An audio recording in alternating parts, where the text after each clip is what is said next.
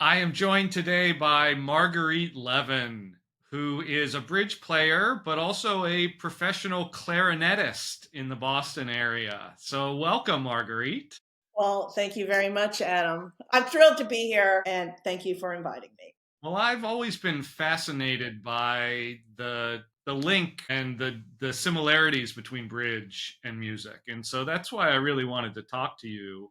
Let's start with just you as a bridge player. How did you learn bridge? What's your game like? Well, as a kid growing up, we played games like Hearts and Spades and War and, all your typical card games. I didn't know anything about bridge other than those articles I saw in the newspaper growing up. My parents didn't play bridge. When I met my husband, this is about 20 years ago, and he wanted to get serious about bridge. He had played since college, but he didn't have a serious partner. And I said, okay, I'll give it a try. So he initially taught me on this website called Pogo. Well, this is before BBO. And I think he initially taught me strong twos, maybe. So, I mean, his bridge was outdated too. Anyway, that didn't last very long because I was in the throes of, getting tenure at my college job and, just being a musician. So fast forward to 10 years later, so around 2012, we moved to the Boston area. We moved here for his job. I quit my college job and kind of just started over again. And I decided, I'm going to get serious about the bridge thing. So I took a class with a teacher here in the area. His name's Bob Gaudette. He has a great beginning bridge following. And that's kind of how I got started. So that was in the fall of 2020. I played my first sectional in February of 2013. I'm a Ruby Life master and I have, I don't know, like 2,100 points. Tell me about music. How did you get into the clarinet? Well, I grew up in Texas and there was always music in my house. My parents sang and played piano. Nobody was a professional musician. I have a sister who's about 7 years older than me, and she played the flute, and I just wanted to play. I thought I wanted to play flute, but the band director said, "Oh, but you make such a special sound on the clarinet." So as soon as I heard that, ooh, a compliment, I was a gung ho. Okay, well, let's play the clarinet. I picked it up pretty easily. I definitely have a talent for it, but I would say that I have worked my butt off and still work to at this point, just maintaining and still trying to get better on one particular aspect of playing, which is articulation. So I found out, I love the competitiveness of it. Everybody's a winner nowadays, but in the 70s, it was okay to still be a loser. Everybody couldn't win, and so we had chair tests. We were getting a competition every week, and we had to have practice records. We had to turn in how many minutes, and I was an overachiever, and I always practiced more than was required. By 8th grade, I'm playing like a solo with piano accompaniment, and it's a lyrical piece, and all of a sudden I'm like, whoa, what's all that? I feel like moving. All of a sudden I'm internalizing. I'm like, wow, I'm feeling stuff. What the heck is this? And so between the competitiveness of it and all this feeling that I got from listening and hearing an orchestra play for the first time, I was like, oh my God, that is just amazing. I have to do this.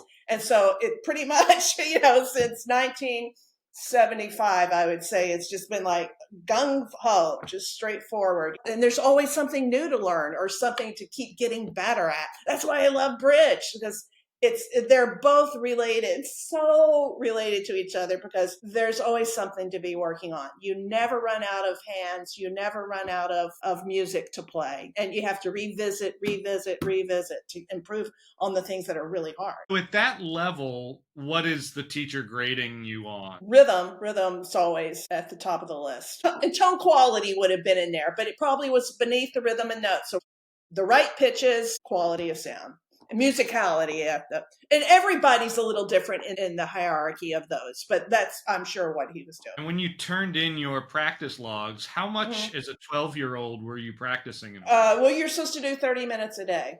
I always did at least 30, but I'm sure, Friday, Saturday, Sunday, I might have done, a 45, 60 minutes. It was just easy. Especially, you had a book with all these different exercises that pinpointed different aspects of playing. And then, my family had hymnals and, I would find other things to play. So I probably practiced for 30 minutes and then had fun for 30 minutes. What's the difference? I'm not correcting myself. I'm not listening. You're just playing from the heart. I did that a few days ago. I had a really tough week last week because I was playing the piccolo clarinet called the E-flat clarinet. Very painful on Copeland 3. And then I was doing the Brahms Requiem, but it was a reduced orchestration. So I was basically playing all the French horn parts on the clarinet part. So anyway, my face, was really tired last week. I decided I was having a hard time being motivated to go practice. I said, you know what? I'm just going to go have fun. And so, I got my iPad out and I have this app called Tom Play, and it has all the accompaniments on there, and I can play along with that. It's kind of fun. You just have fun. You're not criticizing yourself. That's the big difference. Nowadays, how much do you practice? I'm older now, and I cannot do 3-hour practice days anymore and go do the rehearsal that night or go do, the jobs that weekend or whatever, because I've held the clarinet up for so long. My hand just starts to get tired. And in fact, when I was first starting to play more, when we lived in Belmont and I could play bridge 2 or 3 times a week at a club, plus do my practicing, plus teach the clarinet lessons, plus do performances on the weekend, and hold the cards at 3 games, I had to use one of those card holders because, it just it's a lot of wear and tear on the hands. Interesting. Yeah. So it's as much just physical fatigue. Yes. Yes. And you don't really want to admit it because when you've allowed your white hair to grow in, if you miss a note, you don't want people to think, oh, she's aging out. I worry about the ageism thing. All right. So you get into high school.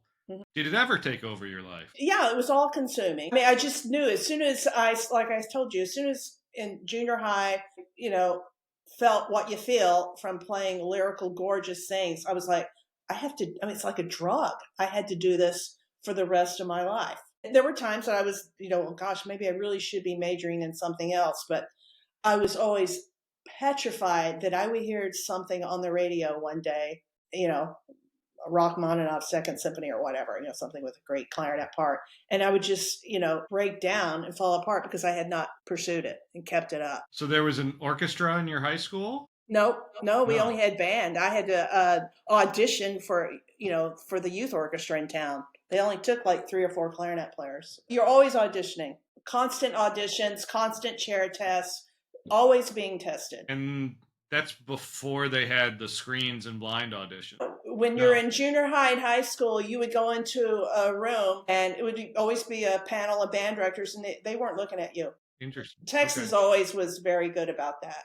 That's great. Yeah. So at that point, how much were you practicing? I probably was doing an hour a day in high school. And then I moved up to 3 hours once I was out of high school. But I was somebody who always had to work. And you studied music in college? Yeah, I did a music education degree at North Texas. And then I started my master's at Southern Methodist. But then I made the Navy band. Did you have to join the Navy for that? Yeah. Wow. Yeah, so I got, by the time I'm 24, I got a full-time gig playing the clarinet. I was just like, whoa, it was really magical. And yes, I went through basic training. So they audition you for the band before they make you join up. Yeah, for the military bands in Washington, D.C. They have auditions just like orchestras do. They're behind the screen, the whole 9 yards. And then you have to then go back home and go to your local recruiter, and then you go to basic training. Wow. How long were you in the Navy? I just did 4 years. I like to say it got me out of Texas. So that must be like your life. If you're in the Navy band, like, do you do other Navy sort of things? No. It's an easy gig. Were you ever on a ship? I played christenings. So we did a christening in Baltimore, whatever ship that was. We flew to North Carolina because we played for the christening of the nuclear sub, the USS Asheville. You toured the country. You played a lot of funerals. You remember John Mitchell from Watergate? No.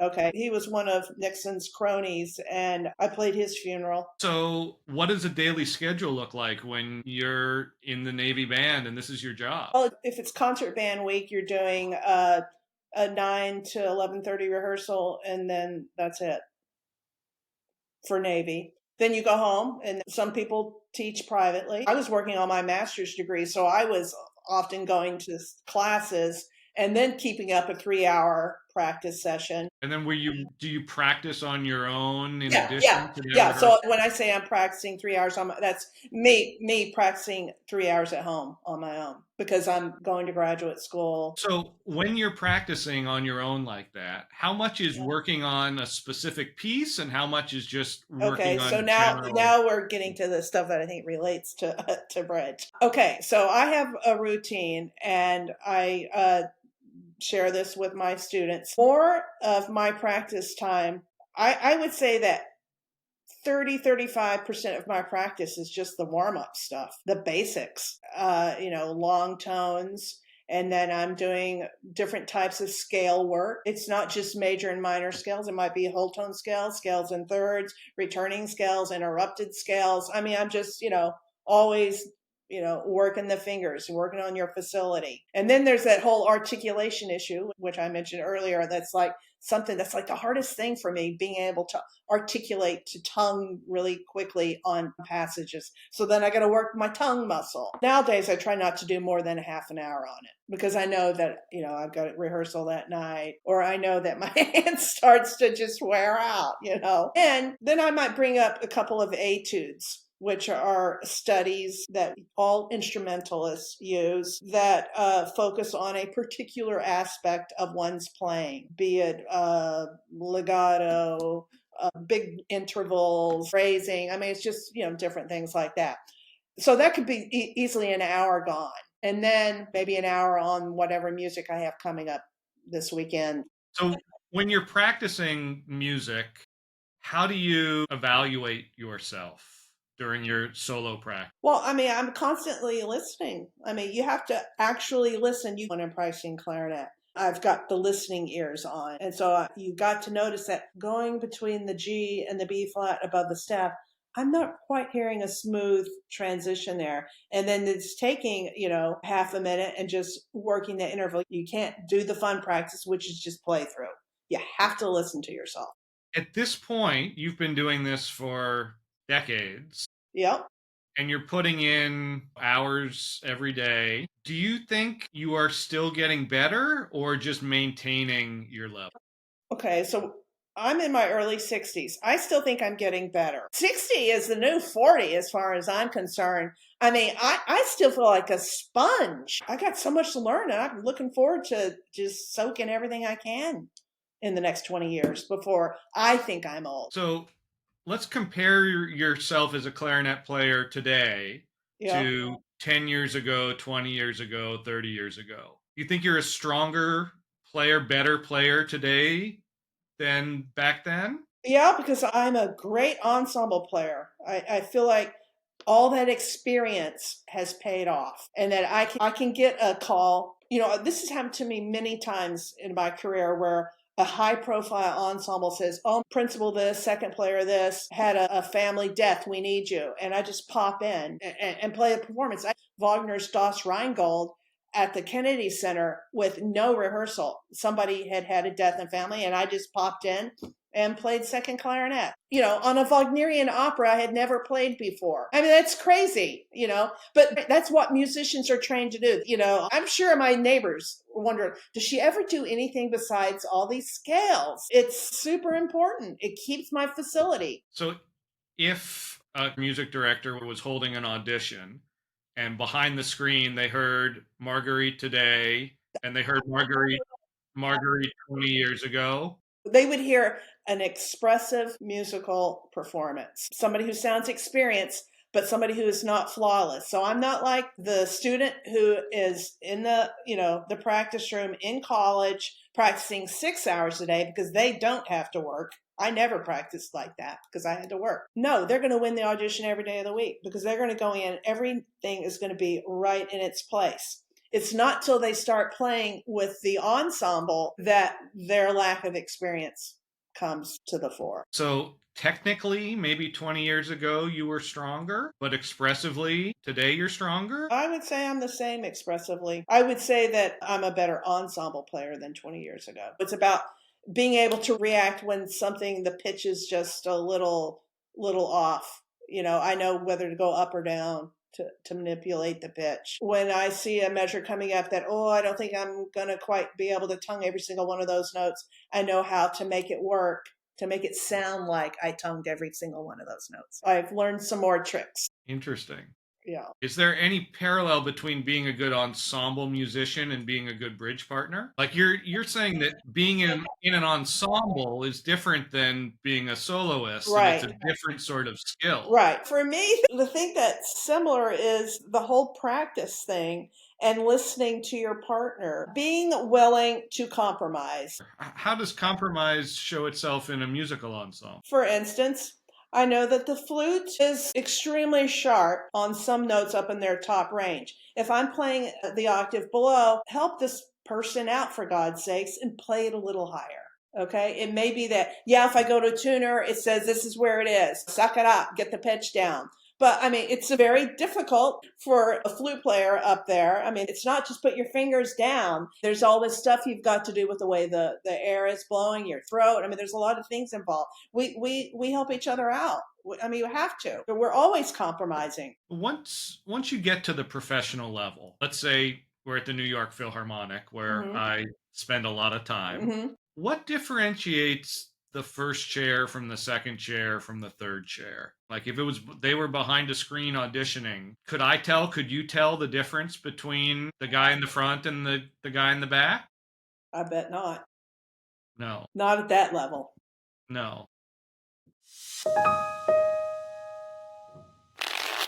Is the discipline that it took to become a professional clarinetist informed your bridge study? Yes. Oh, yeah. I mean, from the get-go, I have practiced the bridge. So I would say that I easily spend 30 minutes a day practicing bridge. And that might be doing those hands on Bridge Master. I'm not very good, terrible about reading, but I feel like once I stop teaching so much clarinet, I think I'll have more time in the day to devote an hour to the actual study part of it, not the playing. Right now it's a lie. I want to play the hands. I want to play the hands.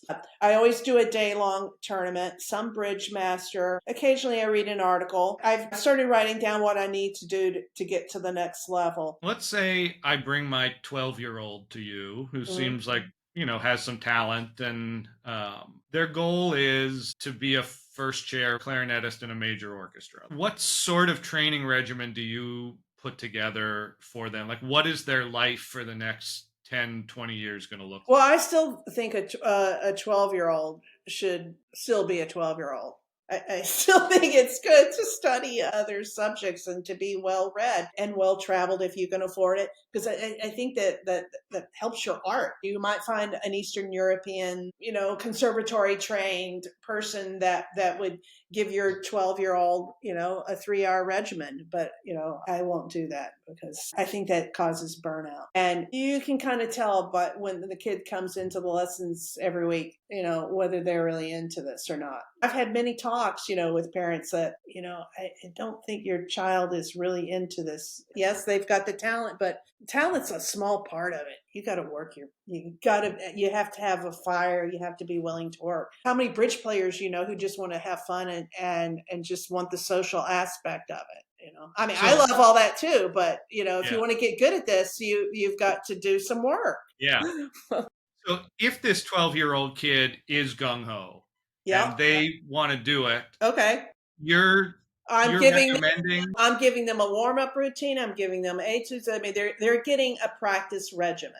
And then I'm saying, okay, then you got to audition for one of the local youth orchestras or a youth wind ensemble there, so that you're always exposing yourself to others outside your little comfortable school band, your school orchestra. You have to find out what the rest of the world is doing. So you have to always be auditioning. You got to listen. You have to go to concerts. You have to go to the local orchestra, the chamber music, and you've got to go to a summer festival, always exposing yourself to other players. As a professional musician, if you go to a concert, right? Let's say the Boston Symphony Orchestra is doing a piece you love. How much are you just enjoying it? How much are you learning? When I go to concerts nowadays, I'm there totally to enjoy it. I'm not critical whatsoever.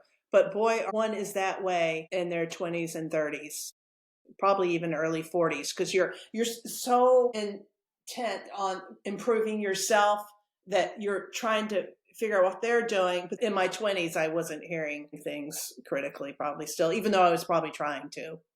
I was more so like in a smaller. It was easier to hear. Like if you heard a chamber music recital, you might notice, oh, my teacher squeaked. I think my teacher just played a little sharp, or whatever. And that's good too, because then they realize, you are never going to have. I don't think anyone's ever going to have a flawless performance. There's always going to be some little note.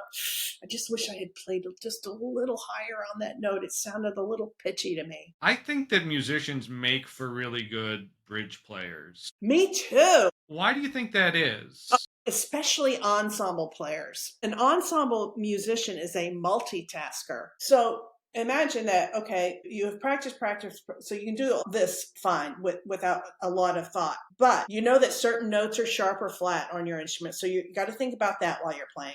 And then you're thinking about when the oboe comes in here, I got to do this. Oh, and I got to make sure that I tongue articulate just as short as this one. Oh, and then I have this solo in the next measure with the first violin. I mean, there's so much stuff going on. And then you got to look at the conductor. So you're trying to make sure you're playing all the right notes, that you're playing in tune with the different things that are going, that you're playing in the same style, that you're phrasing this way, that we're breathing at the same time in certain places. There's just so much going on. So then when you're playing bridge, you're like, okay, you're analyzing your hand, what you're going to do. Then the dummy comes down. Then you're counting winners or you're counting losers, then you're trying to determine, well, they did this, so they must be the one that's leading from the high card. I mean, so much going on in a hand of bridge, and it's the same thing with music. It's like, there's so much stuff going on.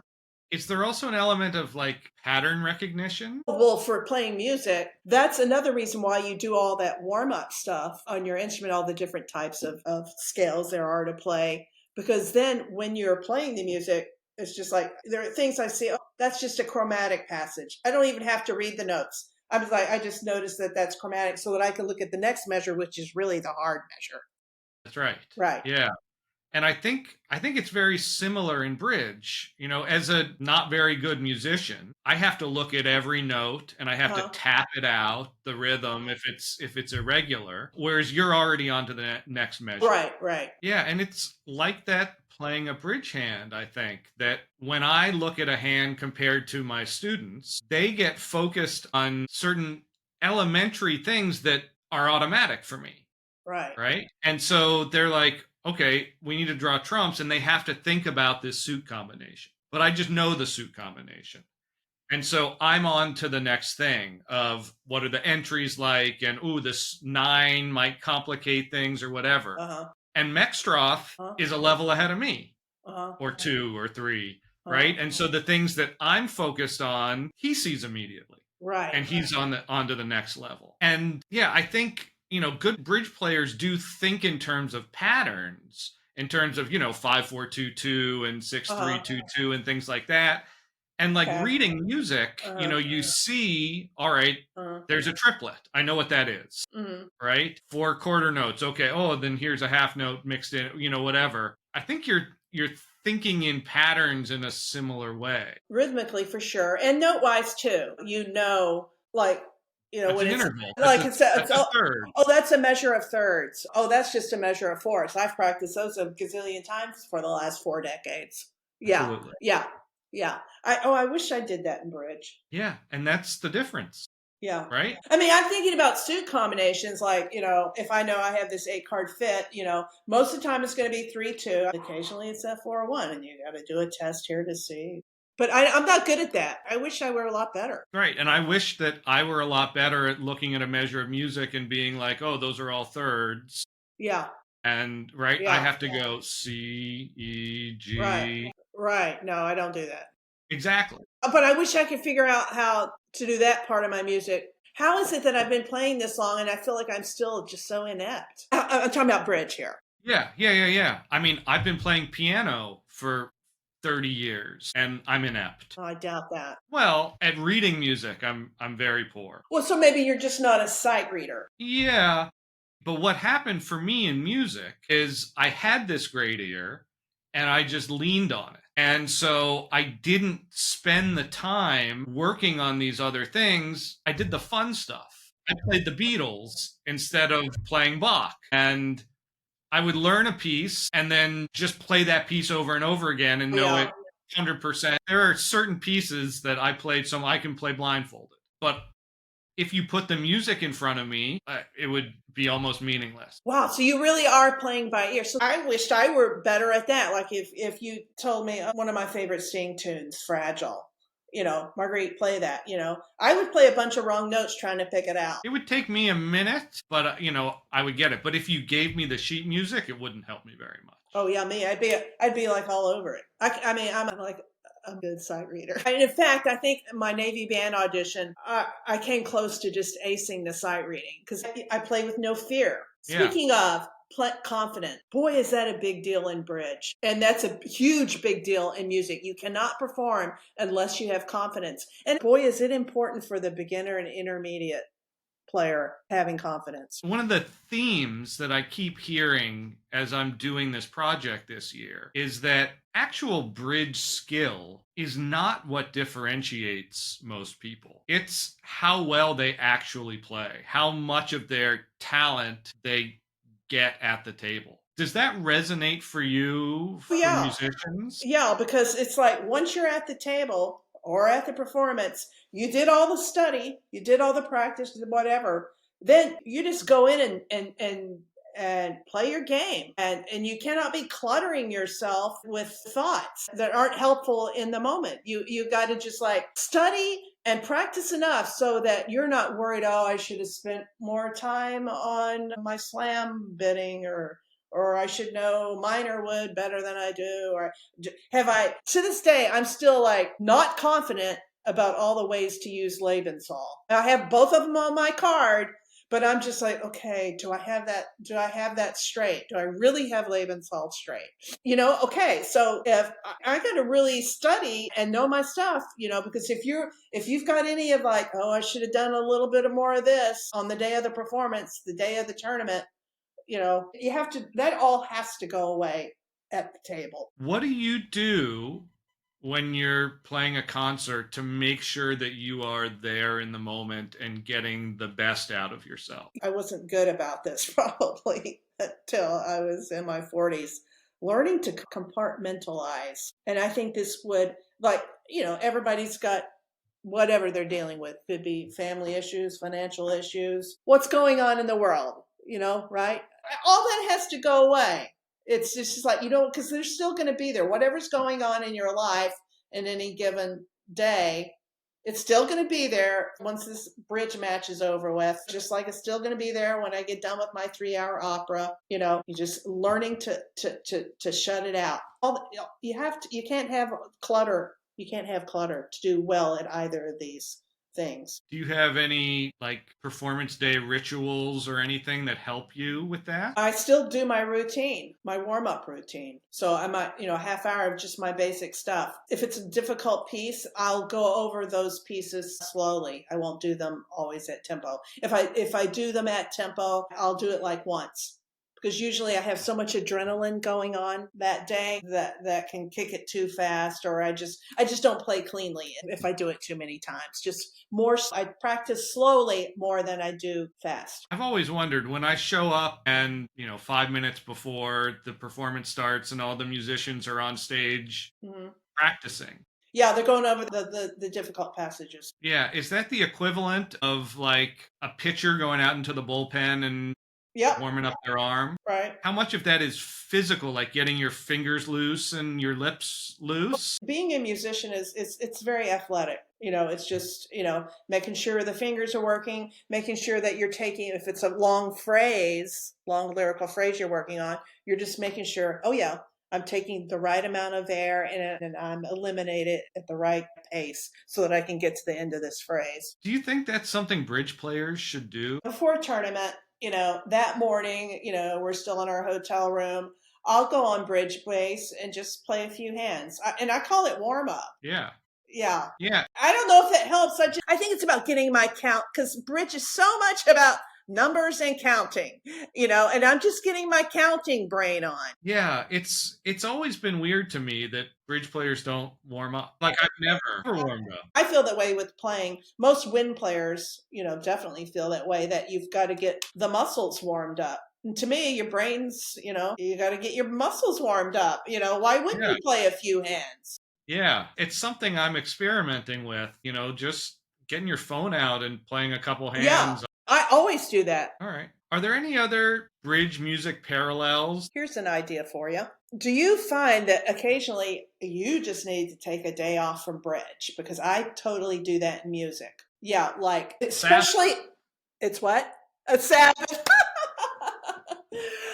It's just that, okay, say you've been playing some games online and they haven't been so hot for you, haven't had the results you want. Sometimes I just feel like you just need a total day off. Like yesterday, I did not play one single note on the clarinet because it had been a really heavy weekend, and I was just like, okay, I need a no clarinet day, physically and also my brain. And I've noticed, and I'm worse about it with bridge for some reason. I hardly ever skip a day. I've always been a huge believer in the Sabbath.